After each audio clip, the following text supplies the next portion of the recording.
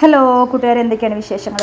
കുറേ ദിവസത്തിന് ശേഷം ഒരു ലോങ് വീഡിയോ അപ്ലോഡ് ചെയ്തതാണ് കേട്ടോ. നമ്മളിപ്പോൾ പൊട്ടിക്കല് വീട്ടിലാണ്. ഇലക്ഷൻ്റെ ഭാഗമായിട്ട് 2 ദിവസം മക്കൾക്ക് ലീവാണല്ലോ. അപ്പോൾ എനിക്ക് ലീവ് തന്നെയാണ് കേട്ടോ. അപ്പോൾ അതുകൊണ്ട് ഞങ്ങൾ നേരെ വീട്ടിലേക്ക് വിട്ടു കേട്ടോ.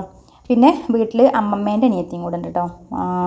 അമ്മേൻ്റെ അനിയത്തി, ഞങ്ങൾ ആൻറ്റി എന്ന് വിളിക്കും. അപ്പോൾ ആൻറ്റി വയ്യാതായിട്ട് വന്നതാണ്.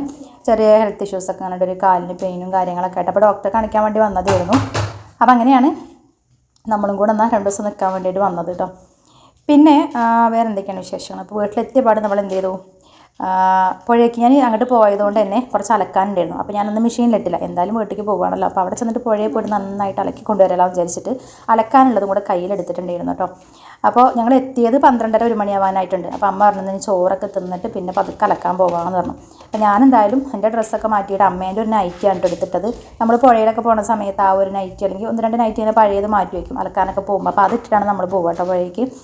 അപ്പോൾ ഇവിടെ അമ്മ ഞങ്ങൾ ചെന്നപ്പോൾ അച്ചാറിടാൻ വേണ്ടിയിട്ട് വെളുത്തുള്ളി അച്ചാറിടുകയാണ്. ചോറൊക്കെ ആയിട്ടുണ്ട് കേട്ടോ. തത്തയ്ക്ക് ഇഷ്ടപ്പെട്ട ചോറാണ്, ഉണ്ടരി എന്ന് പറയും തത്ത. റേഷനരി അല്ലാത്ത ചോറൊക്കെ ഭയങ്കര ഇഷ്ടമാണ് കേട്ടോ. അപ്പോൾ ഇന്നത്തെ കറികൾ മോര് കറിയുണ്ട്, ചേമ്പും കുമ്പളങ്ങയും മോര് വെച്ച് കറി വെച്ചിട്ടുണ്ട്. പിന്നെ ചേമ്പിൻ്റെ തണ്ട് തോരൻ വെച്ചിട്ടുണ്ട് കേട്ടോ. ഇത് തത്തയ്ക്ക് ഭയങ്കര ഇഷ്ടമാണ്. പിന്നെ അമ്മ തൈര് സാലഡ് പോലെ അങ്ങനെ ഉണ്ട്. പിന്നെ മീനുണ്ട്, കഷ്ണമീൻ വറുത്തതുണ്ട്. പിന്നെ എന്തായിരുന്നു, പപ്പടം. അച്ചാർ പിന്നെ എപ്പോഴും ഇവിടെ സ്റ്റോക്കാണ്ട്, ഏതെങ്കിലും അച്ചാറുണ്ടാവും. ഞാനാണെങ്കിൽ ഇപ്പോൾ നമ്മൾ ആ ലാസ്റ്റ് വീഡിയോ അപ്ലോഡ് ചെയ്തില്ലേ, പുഴയിൽ പോയ അന്ന് എടുത്തേക്ക് ഒരു 1.5 മാസത്തിന് മുകളിലായിട്ടുണ്ട്. അപ്പോൾ വീട്ടിലേക്ക് നിൽക്കാൻ വന്നിട്ടുണ്ട്. കുറേ ആയിട്ട് ഞാൻ നിൽക്കാനൊന്നും അങ്ങനെ വരലില്ല. നമുക്ക് എപ്പോഴും ഒരേപോലെ ആയിരിക്കുമല്ലോ അല്ലേ, എന്തെങ്കിലും ഓരോ പ്രശ്നങ്ങളും കാര്യങ്ങളൊക്കെ ഉണ്ടാവും. മാനസികമായിട്ട് ഞാൻ ഓക്കെ അല്ലെങ്കിൽ പിന്നെ ഞാൻ അങ്ങനെ വീട്ടിലേക്ക് അങ്ങനെ പോകലും ഇല്ല കേട്ടോ. പിന്നെ നമ്മൾ എന്തെങ്കിലും വേറെ ആവശ്യങ്ങളൊക്കെ ഉണ്ടെങ്കിൽ പൊട്ടിക്കലിക്ക് ഞാൻ വരലുണ്ട്. എനിക്ക് ഞായറാഴ്ച ദിവസങ്ങളിൽ ഓക്സിലറി മീറ്റിംഗ് കാര്യങ്ങളുണ്ടെങ്കിൽ വരും. അതല്ലാതെ വേറെ എന്തെങ്കിലും ആവശ്യങ്ങളൊക്കെ ഉണ്ടെങ്കിൽ ഞാൻ വരും. പക്ഷേ വീട്ടിൽ നിൽക്കാൻ വന്നിട്ട് ഇപ്പോൾ 1.5 മാസത്തിന് മുകളിലായിട്ടുണ്ട്. കുറേ നാളായി വന്നിട്ട്. പക്ഷെ 1.5 മാസമാണെങ്കിലും അതിനേക്കാളും മുകളിലേക്കായ പോലെ എനിക്ക് തോന്നുന്നത്, ഒരുപാടായ പോലെ തോന്നുന്നുണ്ട് കേട്ടോ. അപ്പോൾ ഞങ്ങൾ ചോറുണ്ടാൻ വേണ്ടി ഇരിക്കുകയാണ്. അപ്പോൾ എന്നാൽ ഇനി ആൻറ്റിയൊക്കെ വിശന്നിരിക്കല്ലേ, അപ്പോൾ ചോറ് കൊണ്ട് കഴിഞ്ഞ് പിന്നെ കുറച്ച് സമയമൊക്കെ ഇരുന്നു കേട്ടോ. സത്യത്തിൽ ഉണ്ടിട്ട് കുളിക്കാൻ പോകണനെ കണ്ടാൽ കുളിക്കണം എന്നൊക്കെ പറയണേ കേട്ടോ. പക്ഷേ കുളി ഓൾറെഡി ഒന്ന് കഴിഞ്ഞ് തന്നെയായിരുന്നു. അലക്കാൻ പോകുന്ന സമയത്ത് അലക്കലുമായി പിന്നെ കുറച്ച് സമയം ഇങ്ങനെ വെള്ളത്തിൽ അങ്ങനെ കിടക്കും കേട്ടോ. അപ്പോൾ അങ്ങനെ ആ പുഴയിലെത്തിയിട്ടുണ്ട്. വീട്ടിൽ നിന്ന് കുറച്ച് അഗ്രിയൊക്കെ സെറ്റാക്കിയിട്ടാണ് വന്നത്. അപ്പം ഈ പുഴയിൽ ആ സൗണ്ടൊക്കെ ഒന്ന് കണ്ടോ കേട്ടോ.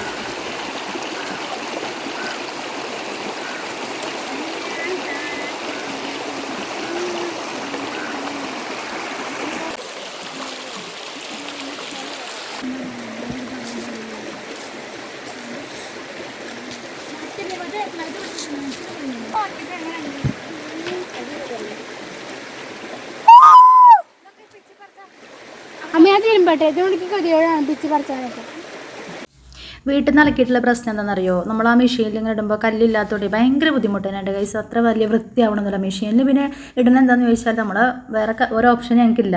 അതുകൊണ്ടാണ് ഒരു ചെറുതാണെങ്കിൽ പോലും അതിലിട്ടാലേ നമുക്ക് അലക്കാൻ വേണ്ടിയിട്ട് പറ്റുള്ളൂ. കല്ലില്ലാത്തതാണ് ഭയങ്കര ബുദ്ധിമുട്ടാണ് കേട്ടോ. നമുക്ക് ഈ പറഞ്ഞ പോലെ ഞങ്ങൾ 1.5 വർഷം ആകെ ആയിട്ടുള്ളൂ വീട് മാറിയിട്ട്. അപ്പോൾ അതിന് മുമ്പ് നമ്മൾ ഈ പുഴയിലാണ് എപ്പോഴും അലക്കിക്കൊണ്ടിരിക്കുന്നത്. ഇപ്പോൾ വീട്ടിലാണെങ്കിൽ നമുക്ക് കല്ലുണ്ടാകും, പുഴയിലല്ലെങ്കിലും വീട്ടിലാണെങ്കിൽ നമുക്ക് കല്ലും കാര്യങ്ങളൊക്കെ ഉണ്ടല്ലോ അലക്കാൻ. ഇത് ഭയങ്കര ബുദ്ധിമുട്ട് തന്നെയാണ്. എന്താ വെച്ചാൽ അത്ര വൃത്തിയാവണില്ല കേട്ടോ. ഇപ്പോൾ ഈ മക്കളെ യൂണിഫോമും കാര്യങ്ങളൊക്കെ ആണെങ്കിൽ നല്ല നമ്മൾ ഈ കല്ലിലൊക്കെ നമ്മൾ അഴുക്കുള്ള ഭാഗങ്ങൾ അങ്ങനെ ഒന്നും പിടിച്ച് വരുതി കഴിഞ്ഞാൽ അതാണ്ട് പോകും. ഇതിപ്പോൾ അങ്ങനെയൊന്നും ചെയ്യാൻ പറ്റാത്തതുകൊണ്ടേ അപ്പോൾ ഒരു ഇടയ്ക്കൊന്ന് പുഴയിൽ വന്ന് അലക്കുക അല്ലെങ്കിൽ കല്ലിൽ അലക്കുകയാണെന്നുണ്ടെങ്കിൽ ഒന്നും കൂടി നമുക്കൊന്നൊരു മനസ്സിനൊരു തൃപ്തിയാണല്ലോ. അപ്പോൾ അങ്ങനെയാണ് എന്തായാലും ഇങ്ങോട്ട് പോവുകയാണ്. അപ്പോൾ ഞാൻ 2 ബക്കറ്റ് നിറച്ചിട്ടുണ്ടായിരുന്നു. ഞാൻ വലിയൊരു കവറിലിട്ടിട്ടാണ് കൊണ്ടുവന്നത്. അരി കൊണ്ടുവരുന്ന മീൻസ് കവറല്ല, ചാക്കുണ്ടല്ലോ അത്. അപ്പോൾ വീട്ടിൽ നിന്ന് ഞാൻ അരി എടുത്ത് വരുന്ന ആ ഒരു ചാക്കിലിട്ടിട്ടാണ് കൊണ്ടുപോയതിന്. ഇങ്ങോട്ട് വരുമ്പോൾ നല്ല വൃത്തിയായിട്ട് ബാഗുണ്ട്, മക്കളെ സ്കൂൾ ബാഗ് എടുത്തിട്ടുണ്ടായിരുന്നു. അപ്പോൾ അതിൽ തിരിച്ച് വരുമ്പോൾ അതിൽ മടക്കിയിട്ട് കൊണ്ടുവരാമെന്ന് വിചാരിച്ചിട്ട് അങ്ങനെ പോയത് കേട്ടോ. പിന്നെ നമ്മളോട് ആരോ വീഡിയോസിൽ ഇപ്പോൾ ചോദിച്ചിട്ടുണ്ടായിരുന്നു, ആരോ 1-2 ആളായിട്ട് ചോദിച്ചിട്ടുണ്ടായിരുന്നു, ഇനി പുഴയപ്പോൾ അലക്കാനൊന്നും പോകണില്ലേ, ആ വീഡിയോസൊക്കെ അപ്ലോഡ് ചെയ്യണം കേട്ടോ എന്ന് പറഞ്ഞിട്ട്. അപ്പോൾ ഞാൻ വിചാരിച്ചു അതുകൊണ്ട് ചെയ്യാമെന്നുള്ളത് കേട്ടോ. 1-2 പ്രാവശ്യം അങ്ങനെ ഒരു കമൻറ്റ് കണ്ടിട്ടുണ്ടായിരുന്നു. അപ്പം അത് കാണിക്കലുമായി. പിന്നെ പറഞ്ഞല്ലോ, ഇവിടെ വരുന്ന സമയത്താണ് നമുക്കിങ്ങനെ ലോങ് വീഡിയോസൊക്കെ നന്നായിട്ട് എടുക്കാനും വേണ്ടിയിട്ട് പറ്റുക കേട്ടോ. പുറത്തെ കാര്യങ്ങളൊക്കെ നമ്മളെപ്പോഴും വീടിനകത്തുള്ള കാര്യങ്ങളിൽ കാണിക്കാനുള്ള കുക്കിങ്ങും കാര്യങ്ങളും പുറത്തേക്ക് അങ്ങനെ വല്ലാതെ ഇറങ്ങണില്ലല്ലോ.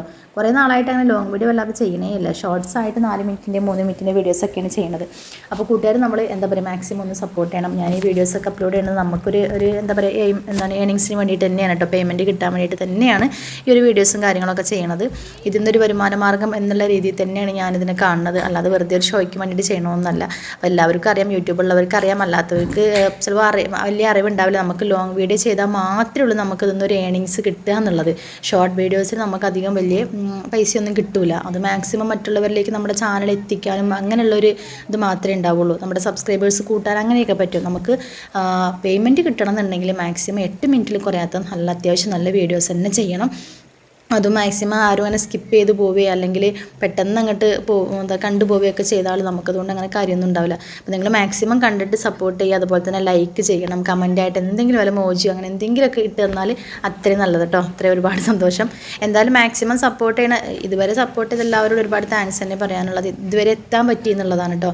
കാരണം നമ്മൾ ഇതിനായിട്ടിരിക്കല്ലോ. അപ്പോൾ ഞാൻ ഒരുപാട് പേരും ഇത്രയും കാലമായിട്ട് ഇത്രയും ആയുള്ളൂ എന്ന് ചോദിക്കുന്നവരുണ്ട്.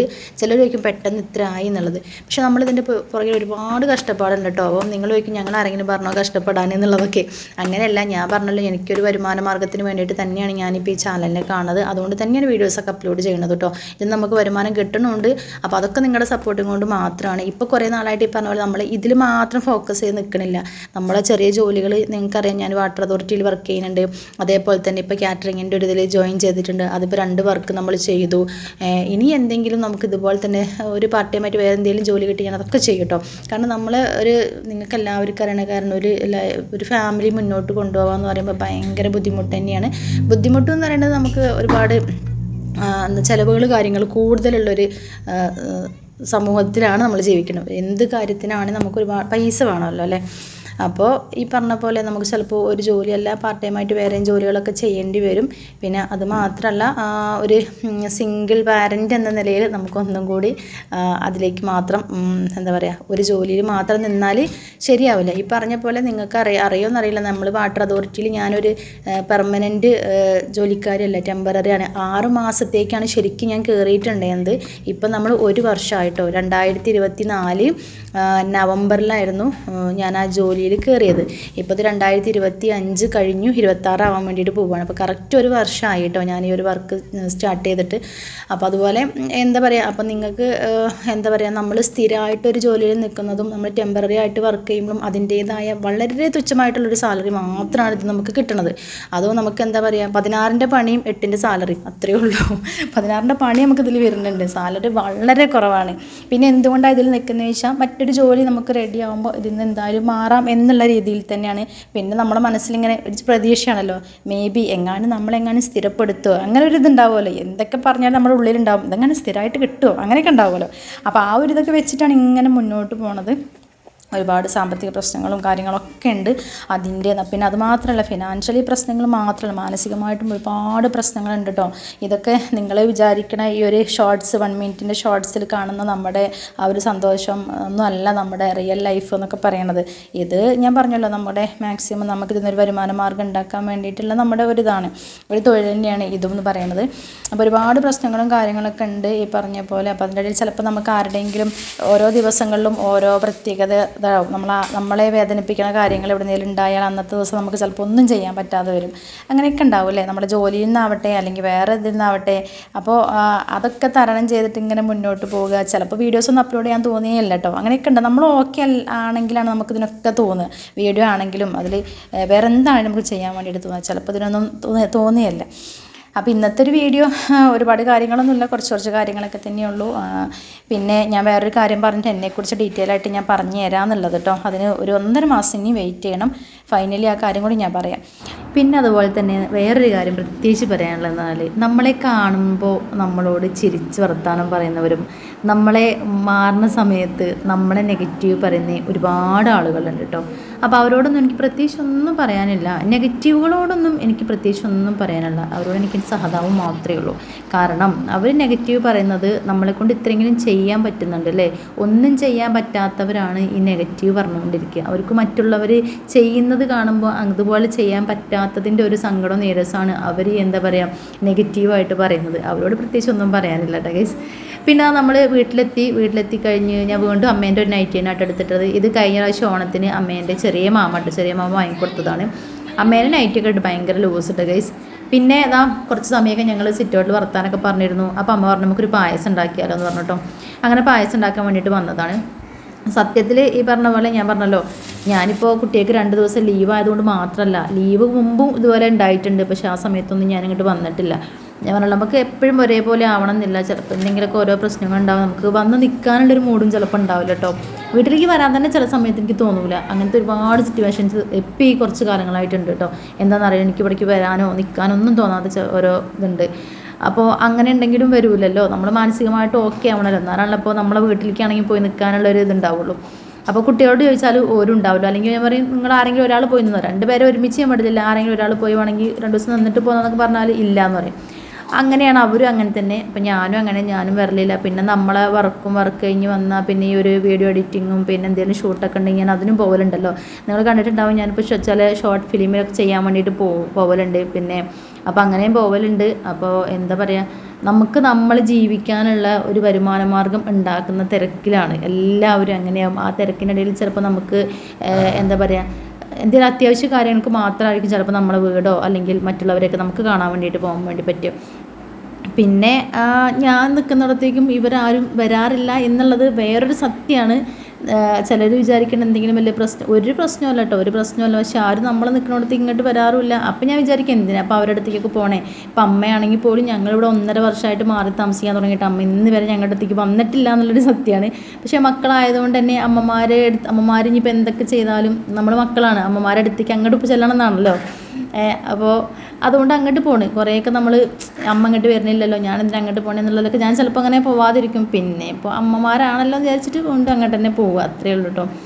അങ്ങനെ പായസമൊക്കെ പാക്കറ്റ് പാലൊക്കെ വാങ്ങിക്കൊടുന്ന് പായസമൊക്കെ റെഡിയാക്കി. പിന്നെ അപ്പുറത്തെ വീട്ടിലെ കുട്ടികൾ വന്ന് അവരോട് അങ്ങനെ വർത്താനം പറയുന്നു കേട്ടോ. ഓരാണെങ്കിൽ ഞങ്ങൾ വരുന്ന സമയത്ത് ഓരോ അങ്ങോട്ട് വരുള്ളൂ. അത് അമ്മ എപ്പോഴും പറയും കേട്ടോ, നിങ്ങൾ വന്നെങ്കിൽ മാത്രമേ ഉള്ളൂ ഓരിങ്ങോട്ട് വരിക, അല്ലെങ്കിൽ ഓരെ ഇനി കാണുന്നില്ല. നിങ്ങൾ എന്താണ് പോയി കഴിഞ്ഞാൽ പിന്നെ ഇനി ഓരോ ഇവിടെ കാണുന്നില്ല അവർ.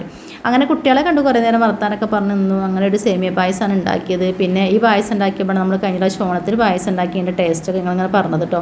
അപ്പോൾ തത്ത പറയുന്നുണ്ട്, നമുക്ക് ആ പായസം ഉണ്ടാക്കിയതെന്നൊക്കെ പറയുന്നുണ്ട്. അത് ഉണ്ടാക്കണമെങ്കിൽ കുറച്ച് ബുദ്ധിമുട്ടുണ്ട്. കാരണം അത് വെറും തേങ്ങാപ്പാൽ ഉപയോഗിച്ച് ഉണ്ടാക്കിയത്, നമ്മളെ പരിപ്പ് പായസം കേട്ടോ. അപ്പോൾ ഈ തേങ്ങാപ്പാലുണ്ടെങ്കിൽ പിന്നെ ഏത് പായസം നല്ല ടേസ്റ്റ് ആവുമല്ലോ അല്ലേ.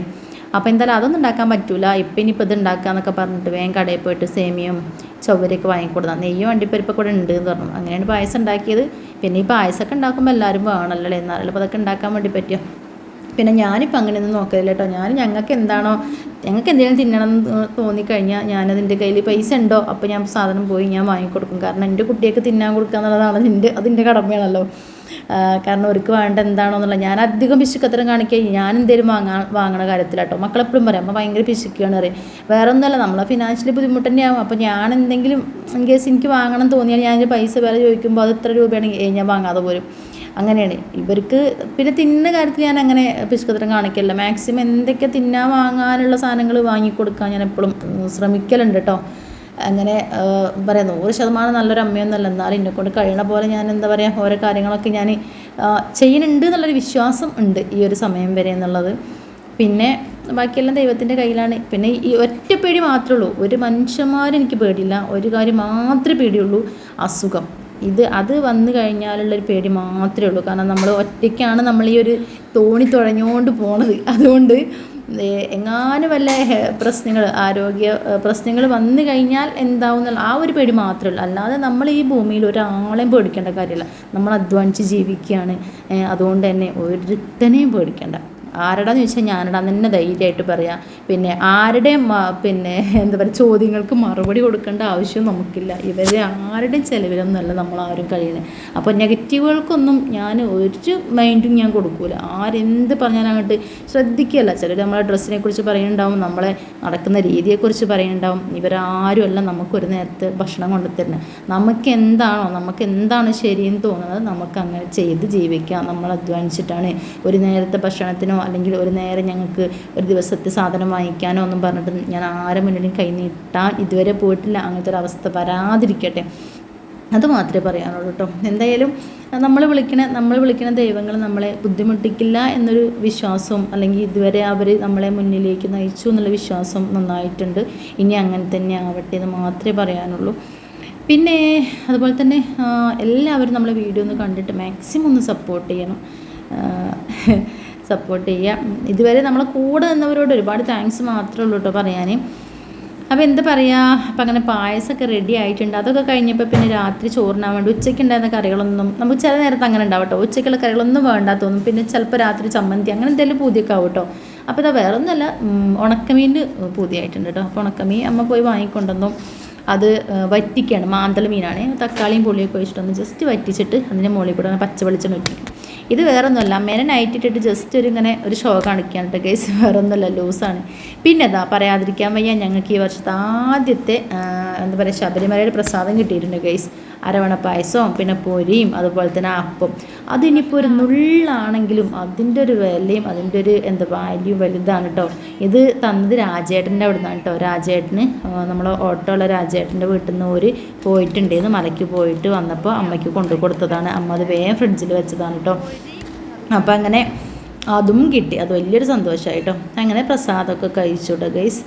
പ്രസാദം കൂടുതൽ കിട്ടുക എന്നുള്ളതിലല്ല, അതൊരു നുള്ളാണെന്നുണ്ടെങ്കിലും അത് കിട്ടുന്നതിൽ വേറെ രസമുണ്ട് കേട്ടോ.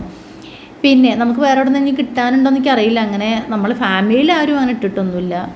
പിന്നെ ഇനിയിപ്പോൾ ഫാമിലിയിൽ പോയാലും അങ്ങനെ കിട്ടാനൊന്നും പോകണില്ല, അത് വേറെ കാര്യം. പിന്നെ എന്താ പറയുക, നമുക്ക് നമ്മളെ നാട്ടുകാരായാലൊക്കെ പോയാൽ തന്നെ ഉള്ളൂ ചിലപ്പോൾ ഒന്ന് കിട്ടുക കേട്ടോ.